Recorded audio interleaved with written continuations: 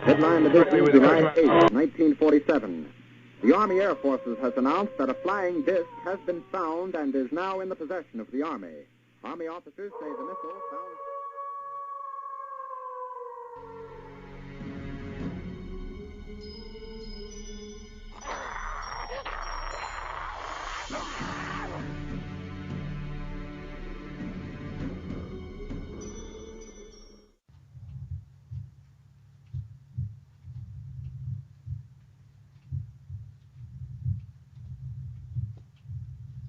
From the studios of Blackwater Media, from the city of Atlanta, it's time for another episode of the Shadowland radio show. I'm, of course, your host, Dr. William Lester, and I want to thank you for joining us.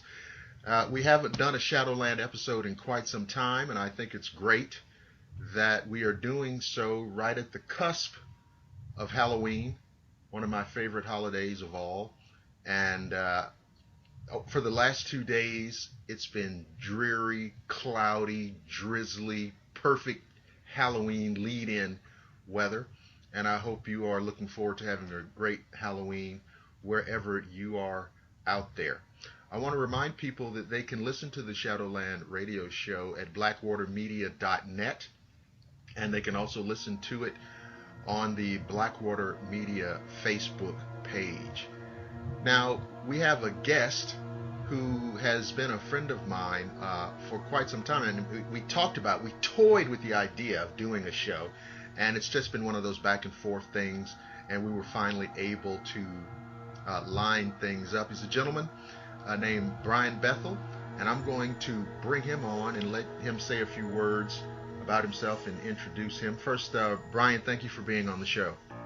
Oh, it's a pleasure. I've been looking forward to this for a long time. Absolutely, yeah. And we've communicated. We kind of crossed paths on Facebook initially, and we've communicated back and forth over a long time. And but I want to let people know who you are and what you do and everything. Sure. Well, professionally, I am a print journalist, kind of a dying thing, but we're hanging on. I am the senior staff writer at the Abilene Reporter News, a daily newspaper in Abilene, Texas.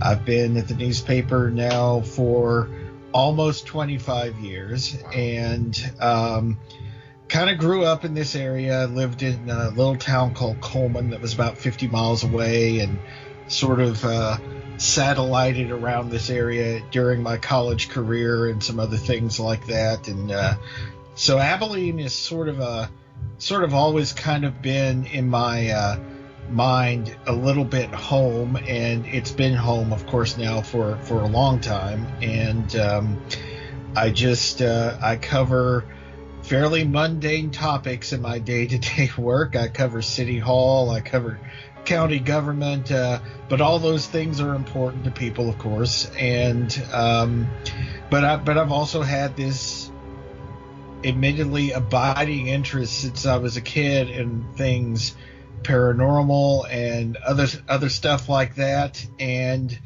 as I've gone into my adult life, and even before then, I've had some fairly strange things happen, and we're going to talk probably about the most infamous or famous of them. And but I will say that I count myself a believer, and I've also studied a lot of sort of the Western mystery tradition, occult stuff. I mean, ghosts, anything that strikes my fancy. I love to read, and so that's one of the things that I do. And if it interests me, I'll study it. And I figure if I can learn a little bit about something and at least put some groundwork behind it and understanding, that helps me sort of in my daily walk through the world. It's the same sort of research I would do if I was writing a news article, but it's just sort of done for my own benefit, I guess. Absolutely. So. Well, now let's get into this a little bit. I first saw you Now, I hope I get the name of the show correct. I saw you on a program called American Monsters and Mysteries. Is that the right show? It's I think it was Monsters and Mysteries in America. In America. Okay, so yeah. Okay. And I enjoyed that show. I tried to catch as many episodes as I could because I thought it was well done. I thought they covered some interesting topics. And I even, a few years ago, I ended up contacting Annie Wilder, who was also on the show. And I had her on to talk about some of her experiences. But I saw you and I said, well, that's a hell of an encounter. And of course, what we're talking about is your encounter with black-eyed kids, which is one of the most interesting / horrifying things I've ever heard of in my life. So I thought it would be kind of cool to get you to come on and talk about, the encounter itself and some of the after effects and how it changed your belief system and your worldview. So just take us back to when this encounter took place. Sure. I came to Abilene in April of 1995 to work here at the newspaper, and I'd been here a little while, so this was springtime 1996, and I keep meaning to go back. I want to go back into the archives because I'm pretty sure I can narrow down when exactly this happened, but at the time I didn't think to jot down dates and things like that, and that's one of my regrets. So I may spend some time with the microfiche here soon, to try to figure this out. But I've got enough context clues to put me in the right time and place. This is back in the days of dial-up internet, and oh yes, terrible. And there was an internet provider here in Abilene named Camelot Communications, and they had their initial offices were next to a dollar movie theater, the Westwood, here in town on North First Street, and I actually had some pretty good memories associated with that theater. I remember seeing Empire Strikes Back there with my grandfather, some other things like that. So the site itself held no mystery or any kind of associations with me, but Camelot had a slot that you could put a check in if you wanted to drop your bill off at night, and I decided to do that. And so I drove over there and was using the theater marquee to fill out a check in my car. My engine was still running, and then I heard a knock at the window, my car window, and I look over and there are two kids. And the way I've described them in the past, there was one who I tend to call the spokesman, and then the other kid just was there. The spokesman has sort of curly hair, olive complected skin. The other kid is redheaded, has freckles, that sort of thing. Both of them are wearing pullover hoodies. And then if I had to place them in age, I've put them somewhere in that age between 9 to 12, where it's kind of hard to tell how old a boy especially is, but there was somewhere in there, probably tending more toward 11 or 12. And immediately, even before I roll the window down, there's just this feeling of fear that grips me, and I do not understand it. It does not make any cognitive sense to me why all of a sudden this terror should be washing over me, but it is. But I sort of shrug that off, roll down the window, and I expect them to ask me for money or something like that. But this is when it starts to go south kind of almost immediately.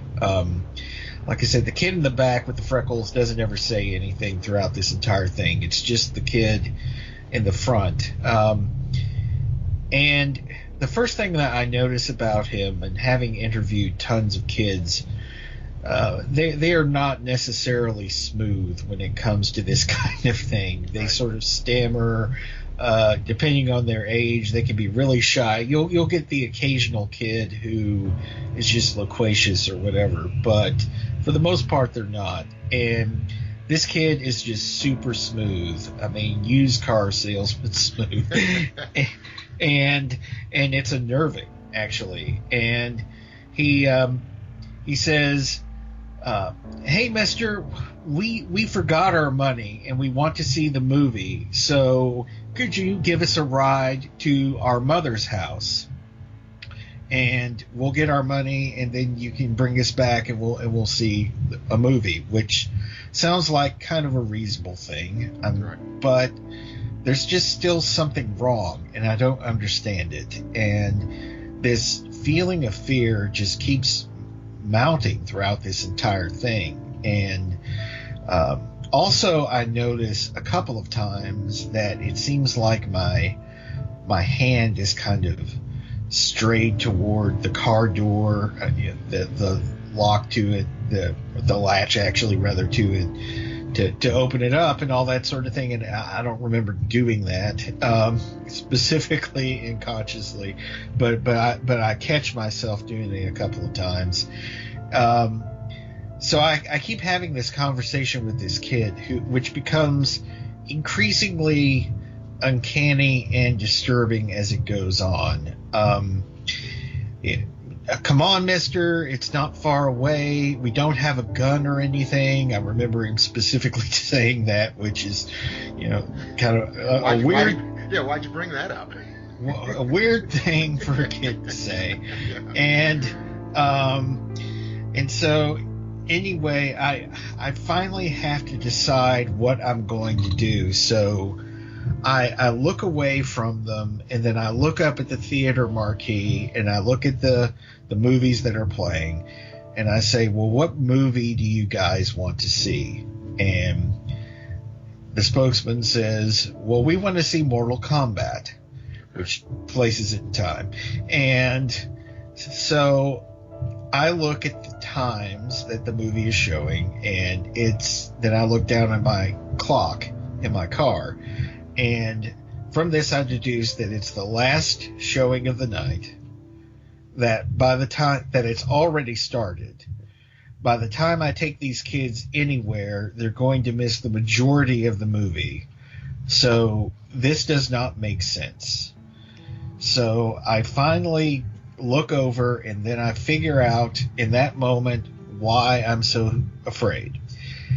I don't know what happened. I don't know if it was because I broke their gaze, if it was because I will never understand, or if suddenly my mind is H.P. Lovecraft, says collated its contents and figured it out. But I look over, and these kids have totally black eyes, just coal black. They even reflected the light of the theater marquee. And I, at that point, just go into a panic inside, but I'm trying to keep it under control. But I know at that point that if I don't get away from there, something bad is going to happen. And in fact, something bad is already happening. Right. So, and I don't know why I know this, but I just do, because I've been in places and had a few experiences where things go full on uncanny, and that was the feeling, and that was definitely what my intuition was telling me. So at that point, Brian decides straight up to flee, okay, away from this situation. And so I start making any excuse. I stammer, look, I'm sorry. I just remembered something I have to do. I hope you guys have luck finding someone to give you a ride, all that sort of thing.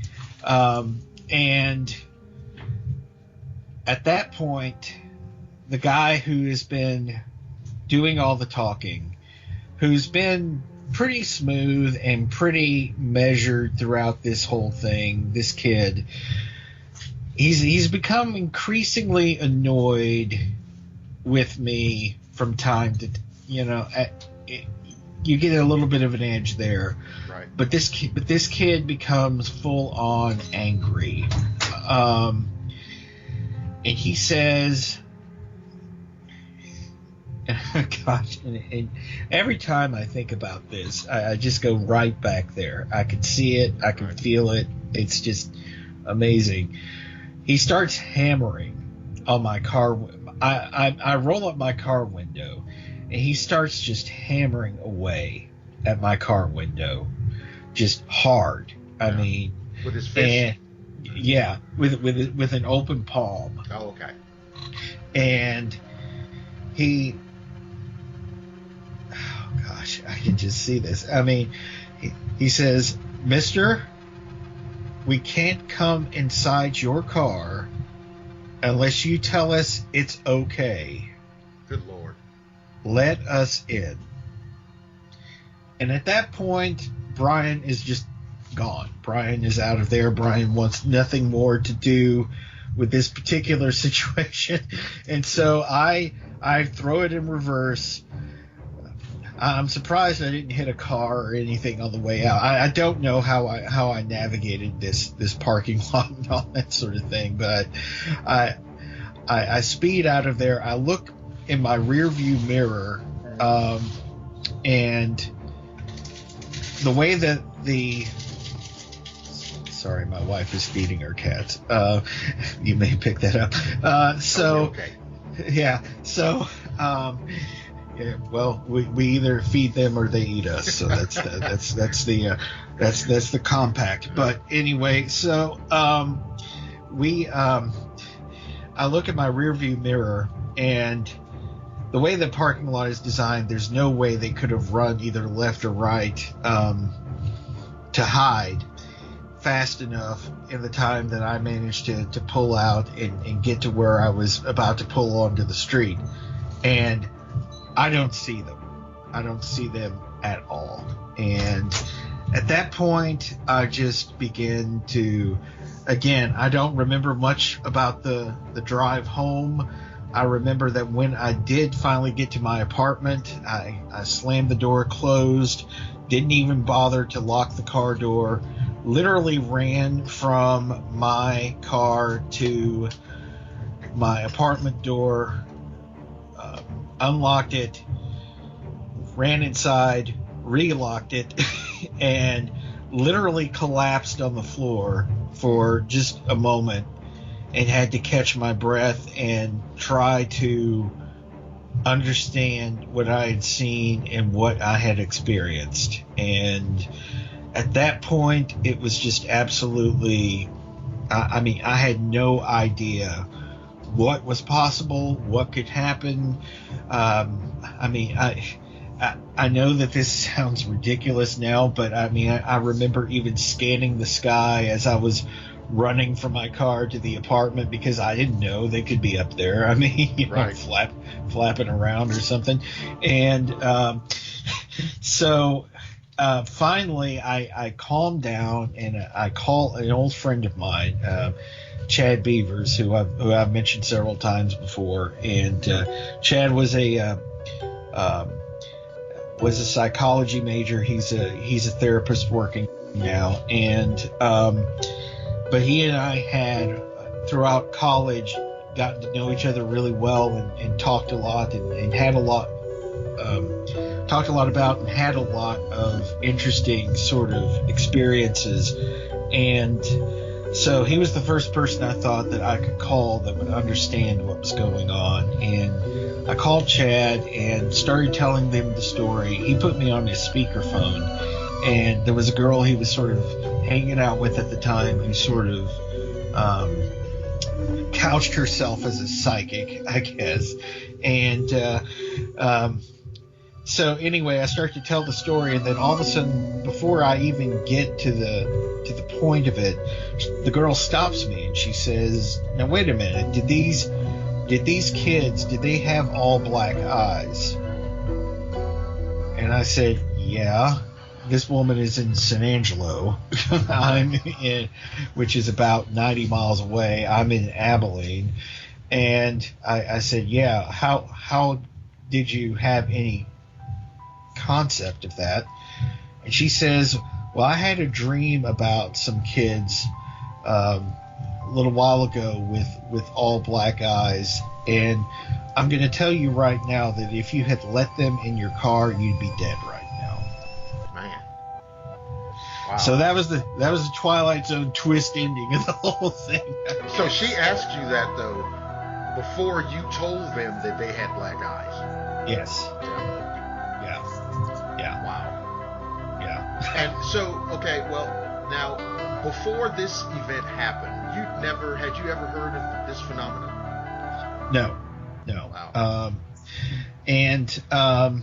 I mean, through contact with some of my friends in the research community and whatnot, like David Weatherly and other people who have written about them, I've learned that there are previous encounters with them, but I had personally never heard of anything of that sort, even in all the reading and such that I'd done to that point. And so this just caught me completely off guard. Yeah. And what's really, well, there's about 50 things that are just so fascinating and scary about this, but the thing that gets me the most is, okay, the thing about having to be invited. Yes. Before they can come in your house or come into your car, and so it seems like whatever they are, they seem to be bound by these little rules. Yes. Right? And yes. So, since that's obviously the case, it makes you what in the hell are they? Yeah. I mean, yeah. And so, what have you? I know you've read a lot. You've probably talked to a lot of people. What is your feeling? What is your what does Brian think these things are? Okay. I have talked to literally dozens and dozens and dozens of people about this since the way that it got out is that I wrote a little I told the story to some friends on an email list back in the day when those were popular, yeah. Devoted to the paranormal and whatnot. And that communication was really only supposed to be for that group. Oh yeah, well. Somehow this got out, and then it got posted in different places. And to be blunt, just before we even had the term viral, I guess went viral. And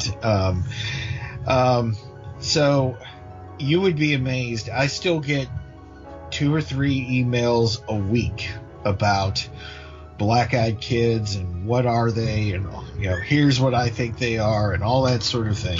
So this has been an ongoing thing since about 1997 when that story actually got out on the wider internet. So when pressed, okay. Oh yes, you're pressed right now. You're pressed. I know some people lean toward human alien hybrids and all kinds of other things like that. I just think that they're straight up demons. Okay. I mean, or something that we would consider to be within that kind of realm, because, I mean, the other thing that comes closest, I mean, I've had people suggest that they might be jinn, that they might be fairies, that they might be all kinds of things. And all of those have characteristics, certainly, that could potentially fit. But for lack of better terminology, at least at this moment in my life, I still sort of fall down on, I guess they were demons. I don't think that they were vampires. I don't know that I want to live in a universe where vampires actually exist. Maybe they do. I don't know. But yes, because of the structure and the rules involved and the fact that they had to be somehow invited in to my personal space, that tells me that this is a rules-bound entity, and there are kind of really only a few things that operate that way. If they were aliens, I mean, we all know the collective mythology about aliens. I mean, they appear to have no trouble coming into your house and stealing you away in the middle of the night and all that sort of thing like that. It doesn't seem to fit. So to me, I suspect that they are something that we would identify as demonic. As far as anything further than that, all I have is a whole lot of speculation, but very few concrete answers. Well, I always thought, and I kind of sort of tend to agree with you on this, but I did always count or factor in, this is something that's also attributed to vampires having to be invited in.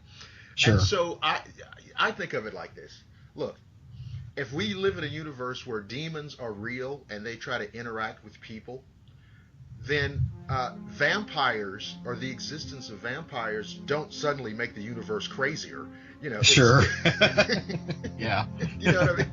Yeah. And you know what I'm saying? And so I tend to think, look, if this exists right here and that exists over there, that really kind of means that the light's green. And I mean, we really cannot preclude the existence of anything just based on, well, you had an experience. So if these things that approached you exist, anything can exist. Yes. Yeah. Yes.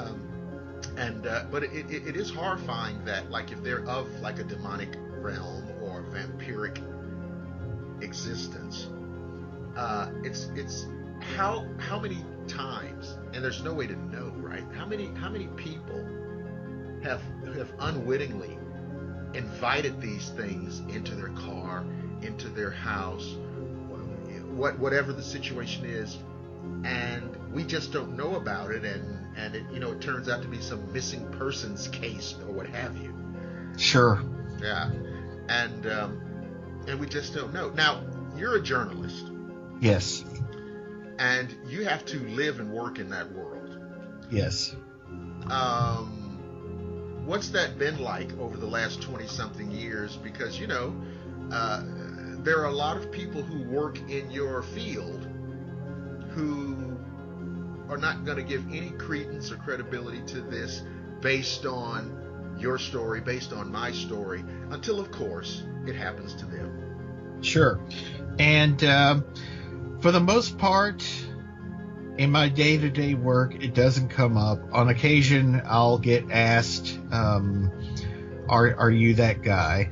And then I'll say, "Yes, I'm the guy," and then I'll tell a version of the story for them so that they know it's me. And then usually it just sort of gets dropped. I mean, I have a fairly decent reputation here in town for accuracy and for objectivity and all of that sort of thing, and that's something that I very much value and very much attempt to practice as a journalist. And I understand that if I was looking at a particular case like this and I did not have that personal experience to back it up, then I would consider, I mean, yes, I would definitely understand the impulse towards skepticism, especially with someone with a journalism background. Now, interestingly enough, I mean, I've talked to lots of people who have had similar experiences, and I've met one person in this area who had an experience around here. The only person that I know, but and that story itself is full of a whole bunch of interesting synchronicities and whatnot we could get into maybe here in a second. But yeah, I understand the impulse towards skepticism and the need for skepticism when we're dealing with anything that appears to be paranormal. I mean, certainly sometimes there are mundane explanations for these things, and we must account for those and acknowledge them when we find them. The thing that convinces me is there are several things. I mean, number one, the visceral reaction that people have to this story seems to be just something unique in and of itself. And then when I started hearing what I consider to be legitimate stories from people not just here in the United States, but all over the world even. I've gotten notes from people who live in Ireland. I've gotten notes from people who live in England, people in the Middle East, people, and yeah, unfortunately, just like with the alien abduction thing, there is sort of a template now for a BEK story, but the ones that sort of stand out and are unique to me are the ones that really make me understand that, in the research that other people have done, help me to understand that this is not just something that just happened to me, but has happened to who knows how many people. And some people are able to see through the lie, and other people, maybe they're not. And we will never know. I mean, people always ask me, what happens if you invite one in? What's really going to happen? And the thing is, I can honestly say I don't know. And I have to be perfectly honest, say the same thing where I have to define what they are. I mean, I don't know.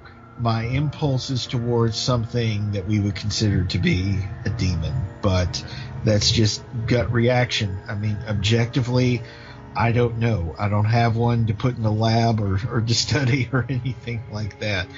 But I guess I'll go ahead and tell quickly the story of the guy who I met. You said it had some synchronicities to your situation. Yeah. And this was interesting because this was not long after the Monsters and Mysteries show aired, and my experience with that show was not necessarily as positive as I would have wanted. They kept wanting me to say, to kind of I guess beef it up a little bit, for lack of better terminology.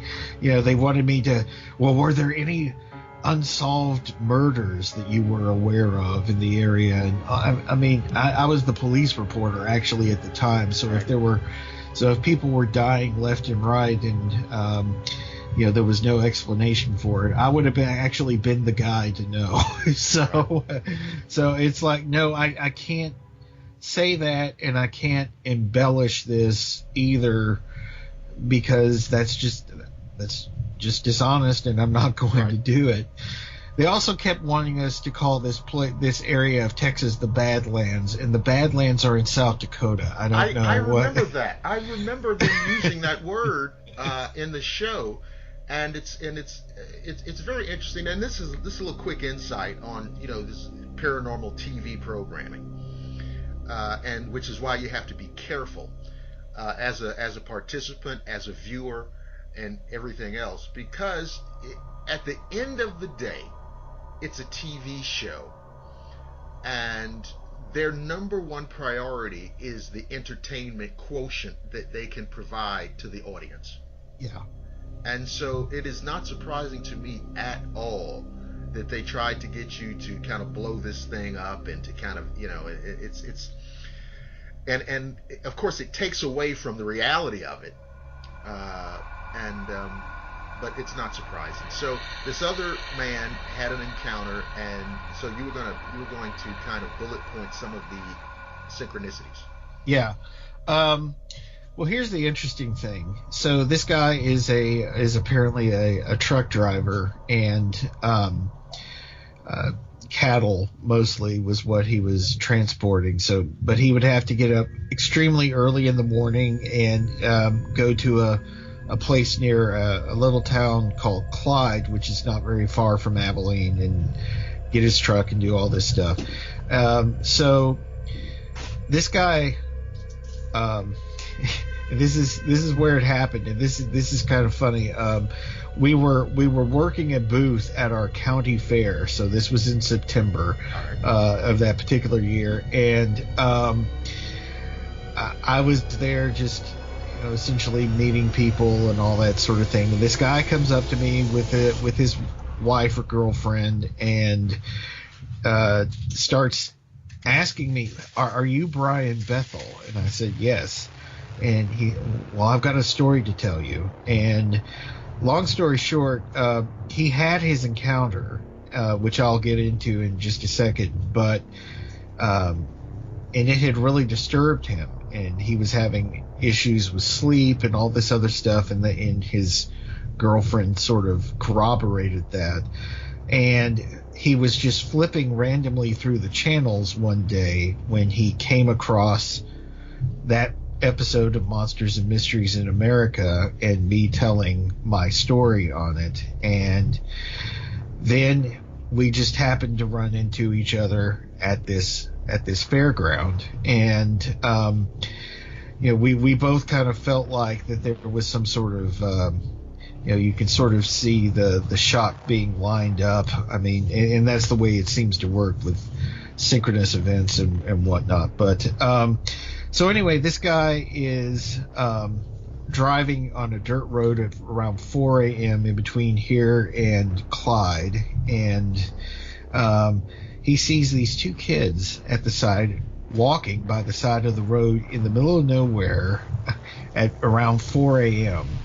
And his first inclination, as he says, is to slow down and roll down a window or stop or something like that and see what's going on, because this is obviously something that should not be happening. And he described them as a boy and a girl, again, probably somewhere 10 to 12. And as he starts to slow down, they turn and they look toward him, and you can imagine that they have he interpreted it as they didn't have any eyes, but then after we talked, I mean, he was pretty sure that it was the same thing that I saw. I mean, and they turn and they look at him. They're very pale. And so obviously he does not stop. He keeps going, but even just that was enough, because he was absolutely terrified by it, and he hadn't been able to sleep. He hadn't been able to, and it was interesting watching him tell me the story, because it's a fairly warm night in September here in Texas. I mean, we don't get extreme temperatures like people do. But I watched this guy tell this story, and I could see goosebumps, rise on his arm, and his hair stand up and all that sort of thing. And just looking at him and reading him, just kind of like the way I've been taught to do as a journalist. I mean, he was genuinely frightened, and so we both kind of felt like it was almost a necessary thing that he see that program after that, and then that we happened to run into one another, and he was able to recognize me and come up to me and talk about it. And apparently just having someone to talk to, even just for that brief amount of time, was really very helpful to him. And so but that's the kind of thing that's happened a lot with this. I mean, people People have this experience. They think, oh, what is this?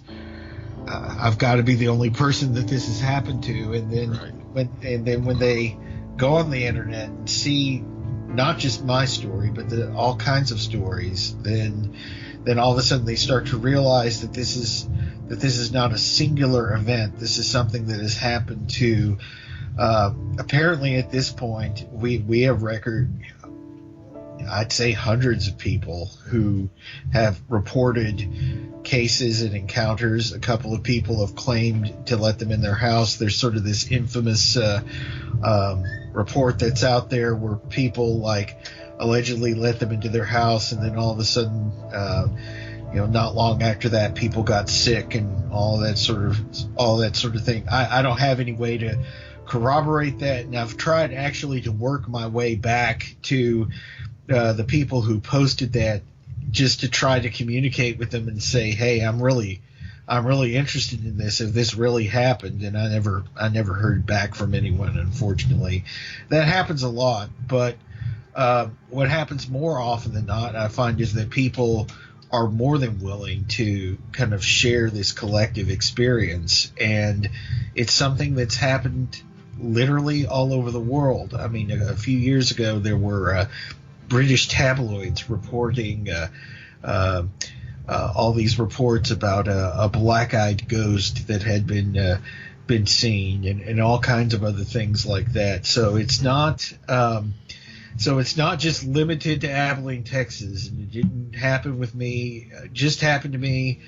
I will also note that it did not start with me, and I'll also throw out there that people have, sort of, depending on the website you go to, you'll see things like Brian Bethel reported this encounter or that sort of thing. And then you'll also see like, Brian Bethel created this myth. Okay. And that is arguably one of my greatest frustrations, because no, I didn't. First of all, we do have cases that precede mine. Second of all, why would I want to do this? Okay. Well, that's my point. I mean, it's ridiculous, because like, what was that, 1995, 1996, and here we are all these years later. How's that paid off for you? I have made no money from black-eyed children. I have made, but here is an interesting and a true thing that happened today. My wife's sister works for our local library system, and she said, hey, you probably want to stop by the South Branch Library. And okay, so I go to the South Branch Library, which has set up a huge display in one of their windows there, where they always do displays. It's right next to a bunch of Legos and some other stuff like that in different display cases. They have a huge display that someone has set up this year about black-eyed kids. Uh-oh. With books and, all this other stuff like that. I had no idea that this was even going on. They just did it, apparently. And so that tells you how prevalent this is, both in my universe here and just in general, because I've been on multiple podcasts now.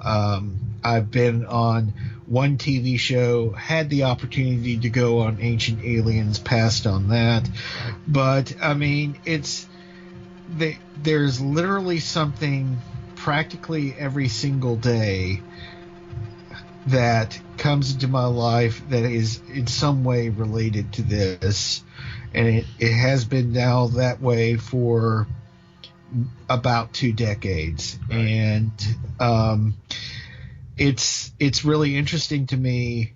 I've made no money off of this. I've sought no particular fame from it. For the most part, I do my job and I live my life like most other people. Admittedly, I have some, unusual interests and all that sort of thing. But I've had that since I was a kid. And it's really kind of you sort of said in the beginning, how has it affected me? It's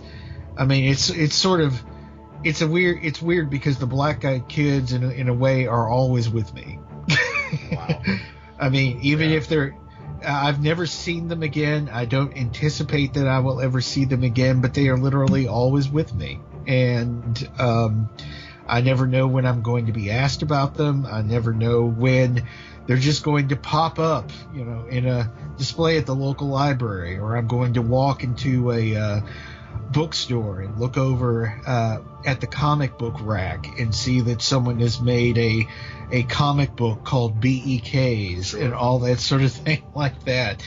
And it's just been fascinating to me how this is just I've done nothing to encourage it or discourage it. It's just permeated culture in such a weird and strange way to me.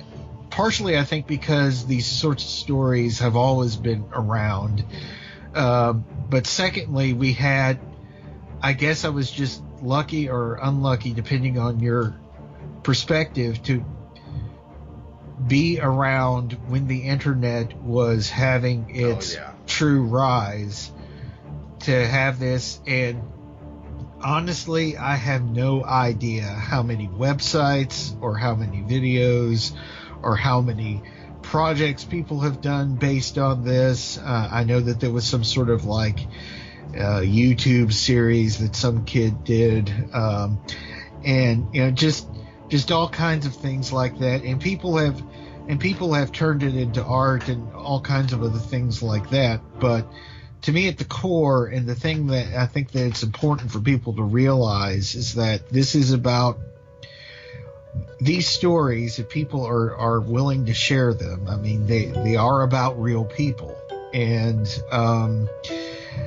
whether or not you agree, whether or not you think it's real, whether or not you have you've ever had any kind of encounter like this, and lots of people apparently go through life and never have a single strange thing happen to them, which I believe is a lie. I think most people have very anomalous things happen to them and then choose to try to write them off. But it's just remember that the people who are sharing these stories, for them, for me, for others who I've talked to, for the guy who I met at the fair, these are very real experiences, and they color our lives from that point on, because, as you say, it blows wide open the universe, essentially, as what is impossible, what is not.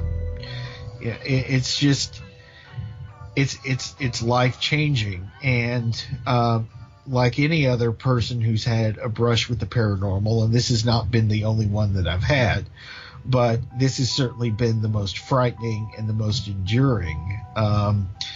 It did change my perspective. It made me want to deepen my study of these sorts of topics. It made me want to communicate with people who were experts in this field and who have had their own experiences or who have collected the experiences of others. It even transformed me in a lot of ways spiritually, I would say, because this is, I believe that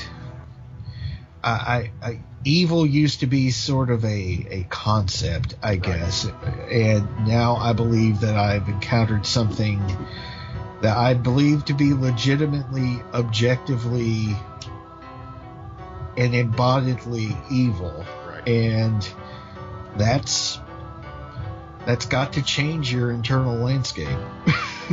Well, no, without a doubt. I mean, because just the way our universe works, or apparently works, is that if evil is real and your encounter illustrates quite clearly that it is, then there must be an opposing side.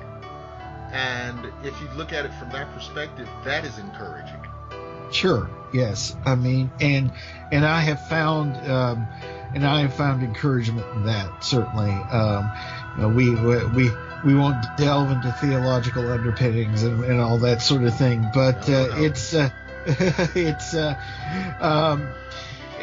but what I have discovered is that it's been, in a weird way, also a blessing, because it allows me now, whereas I'd had some previous brushes, like where I know that I experienced seeing a ghost, for example, when I was in college, but that was sort of a singular one-time thing and all that sort of thing. This was as well, but really, I mean, I guess it sort of helped dot the I and cross the T's of the preponderance of evidence that we live in a remarkable universe where so many things are possible and so many things are real, that yes, there is great darkness that could be here with us, but there's also, on the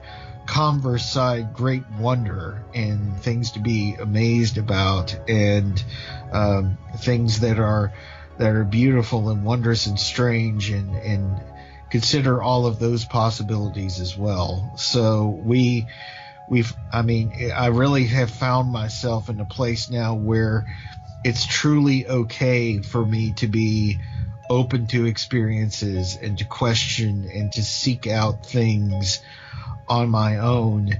And in some respects, actually, as frightening as the experience was, it's actually removed a lot of my fear, because for whatever reason, I got out of it, and I got out of it alive, and there's got to be purpose behind that too. Absolutely. Well, ladies and gentlemen, our guest tonight has been Mr. Brian Bethel, a print journalist and encounter with black-eyed kids, a horrifying encounter, and it's perfect for Halloween. So listen, guys, tomorrow night now, after hearing this show, keep in mind now, your doorbell's going to ring all night, and check these kids now. I know they have masks on, they have makeup, but just give them the candy. Don't be asking them in, and what have you. But Brian, I wanted you to hang on the line after we go off the air, so we can just have a quick chat. Sure. If that's cool. So again, ladies and gentlemen, I'm Dr. William Lester. You've been listening to the Shadowland radio show. Wherever you are, I hope that you have a fantastic Halloween. And those of you that celebrate the Day of the Dead on November 1st, have a real good time with that. And wherever you are, don't lose hope, don't lose faith, because I promise that I will see each and every one of you again on the flip side.